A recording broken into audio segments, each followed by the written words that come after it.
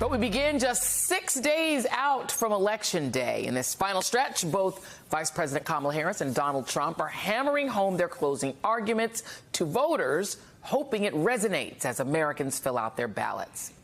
If last night's crowd in the backyard of the White House is any indication, the vice president's message has stuck the landing. According to the Harris campaign, at least 75,000 people filled the Ellipse and spilled out onto the National Mall. It well exceeded the MAGA crowd who showed up in that very spot nearly 4 years ago on Trump's behalf before the Capitol insurrection. Yeah, sorry, Donald, her crowd size was bigger, and not criminally violent. And today, we're getting the biggest indication that Trump is getting nervous about his chances next week.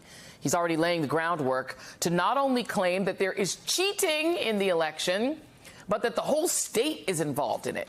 Posting on social media, Pennsylvania is cheating and getting caught at large-scale levels rarely seen before.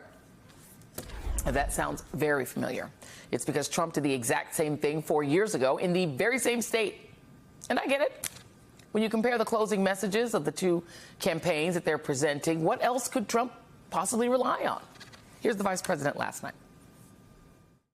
I pledge to seek common ground and common sense solutions to make your life better. I am not looking to score political points. I am looking to make progress. I pledge to listen to experts, to those who will be impacted by the decisions I make, and to people who disagree with me. Unlike Donald Trump, I don't believe people who disagree with me are the enemy. He wants to put them in jail. I'll give them a seat at the table. The difference could not be clearer from the tone presented at Trump's dark and divisive rally at Madison Square Garden that he claimed yesterday was, quote, an absolute love fest. Well, you be the judge.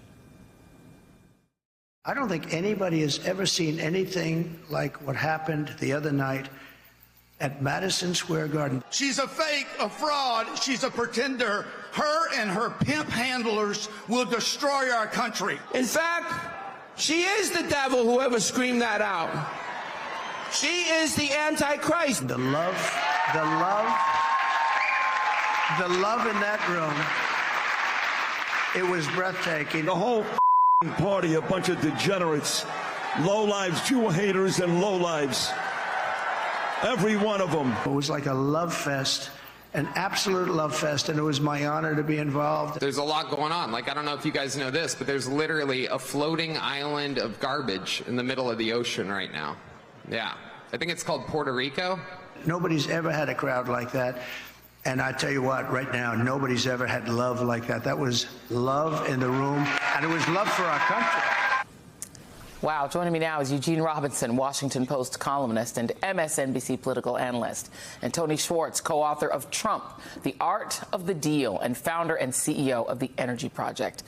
Thank you both for being here. Tony, you reminded me that we sat across from each other, well, next to each other, actually. I was like where you guys were sitting, and Bill Maher was sitting here when we talked about just before the 2016 election. So good to see you again, hopefully under different circumstances. But you really wrote the book that made Trump famous, so you know him. What he's doing when he calls that hate fest a love fest, is he just lying? Does he not remember what happened? Or is he simply declining cognitively?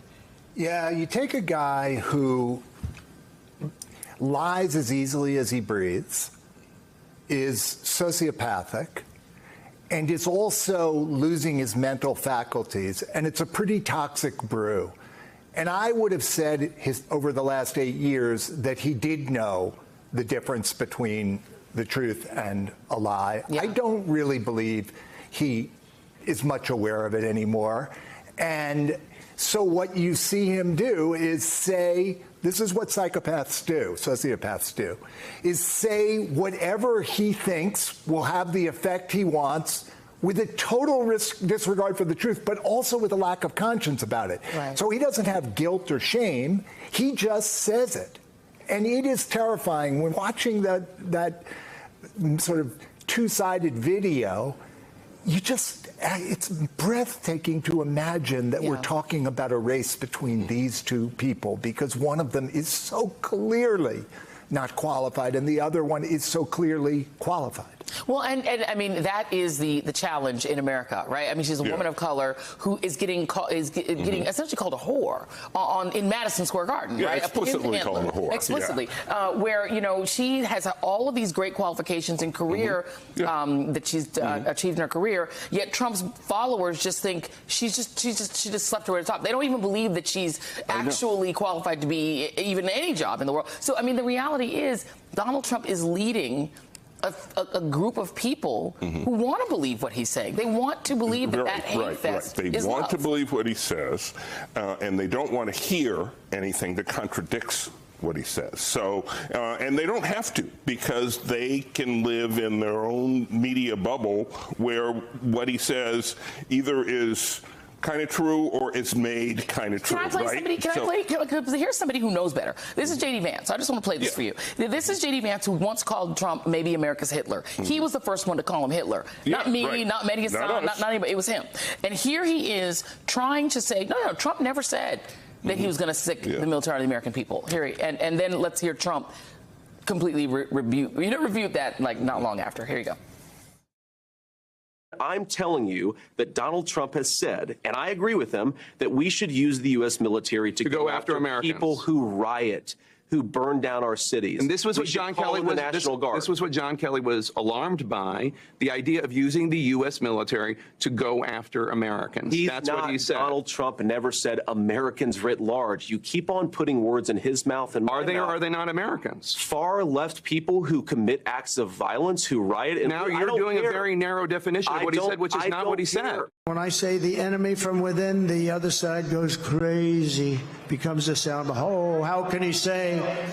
No, they've done very bad things to this country. They are indeed the enemy from within. And in other interviews, he explicitly named Adam Schiff and Nancy Pelosi. But even if it was just people he's saying are rioting Americans who are... They're Americans, right? Americans. But he's saying... using the military. Exactly. Yeah, exactly. So J.D. Vance is another interesting person. I was thinking about him today because he lies so fluently. Yeah. I mean, and remorselessly. So either he has learned from the master or he's got these tendencies too. I think he's a very dangerous person. Let me read a little bit of what was written in the Atlantic, Tony, and it says Trump wants you to accept all of this as normal.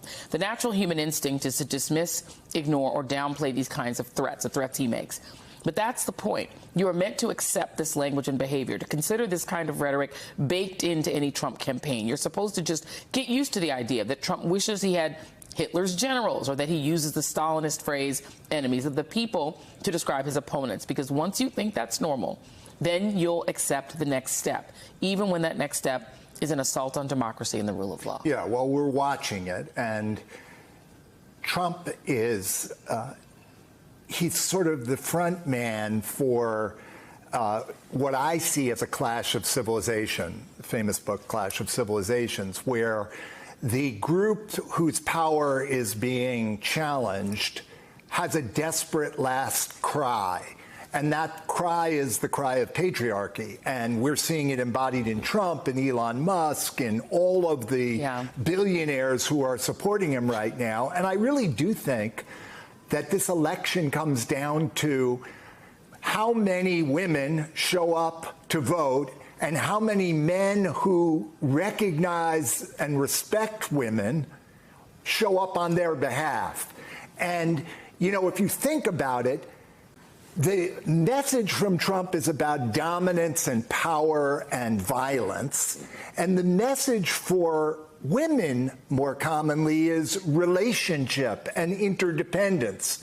Which one do we want to aim toward in the years ahead? It's like a no-brainer. Yeah, and I mean, and the thing is that Donald Trump's strategy is not a way to win an election, because it doesn't add anyone. It's only the people who are already a-holes that want it. Right. It's all, base. He fires up the base. He has made absolutely no attempt, for example, to go after Nikki Haley's voters. Right? Doesn't even want her campaigning with him. Doesn't want her campaigning with him. She was getting, 15, 20% of the vote even after she dropped out of the race. Yeah. And so clearly there are Republicans out there who are reluctant to vote for Donald Trump, who really don't want to. She said she would campaign for him. She said she would help him. Can I ask you about this really quick, because you've covered it.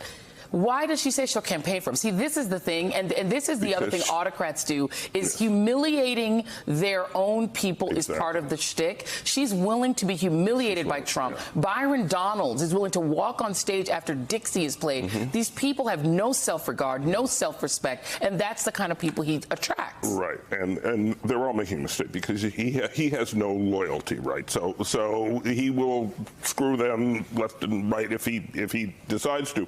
But they all want to have a future in the Republican Party, and they think that, someday Trump will be gone, but the party has been MAGA-fied, and so they're trying. Now that's what they tell themselves, that they have to do this they can sleep at night. to have a future. Yeah. One questions whether they actually have a future. No. I kind of doubt it.